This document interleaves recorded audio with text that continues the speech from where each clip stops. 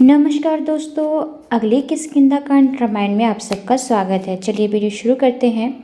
हनुमान ने राम से सुग्रीव के साथ किष्किंधा चलकर उनका राज्याभिषेक करने का अनुरोध किया। राम ने ऐसा करने से मना करते हुए कहा, इस समय मैं वनवास में होने के कारण मैं किसी भी नगर में प्रवेश नहीं कर सकता हूँ। मेरा सुझाव है कि हे हनुमान, आप सुग्रीव का राज्याभिषेक करें।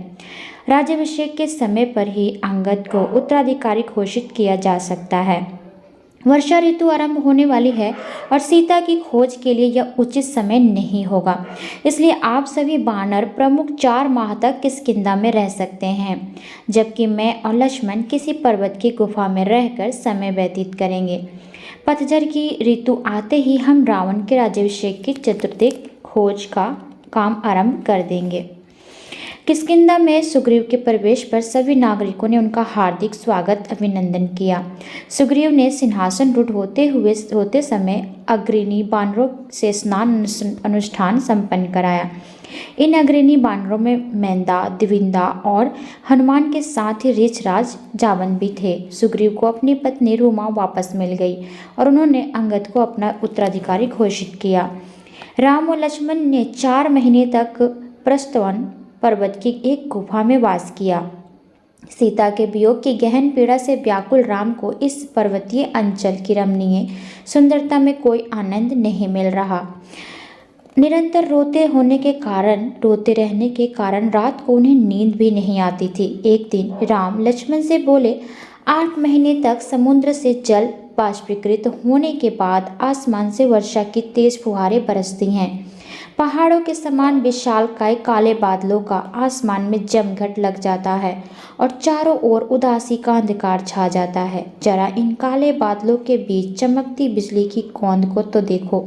ऐसा प्रतीत होता है मानो रावण की बाहों में सीता हो। सुंदर हरी घास धरती माता को मानो भांति भांति के फूलों से सुसज्जित रंगीन पोशाक पहना देती है। पंछी चहचहा रहे हैं, भंवरे गुंजन कर रहे हैं, मेढक टरा रहे हैं और बादलों के गरजने व बारिश की बूंदों की टप टप की आवाज़ मानो किसी संगीत की तरह गूंज रही है। सुग्रीव की इच्छा पूर्ण हो जाने के कारण वह इस वर्षा ऋतु का आनंद ले रहा होगा, परंतु सीता के बिना मैं उस नदी तट के समान हूँ जो जल से प्लावित वेगवाही नदी के कारण टूट रहा हो। ऐसे समय पर लक्ष्मण यह कहकर राम को उत्साहित करने का प्रयास करते कि दुख से विलाप करने वाले व्यक्ति का उद्देश्य कभी भी पूरा नहीं होता, परंतु निरंतर वृष्टि करता हुआ मेघों से ढका जो आसमान उस उष्णकटिबंधीय वन को हरा भरा बना रहा था, उसके कारण सीता से मिलन को छटपटाते राम का दुख और अधिक गहरा हो रहा था। राम यह मान रहे थे कि सुग्रीव को उसका राज्य वापस दिलाने के कारण वानर राज सीता की खोज करने में सहायता देने का वचन कभी नहीं बोलेंगे। और जब पतझड़ ऋतु आ गई और आसमान साफ स्वच्छ और नीला हो गया, तब भी सुग्रीव राम से मिलने नहीं आए।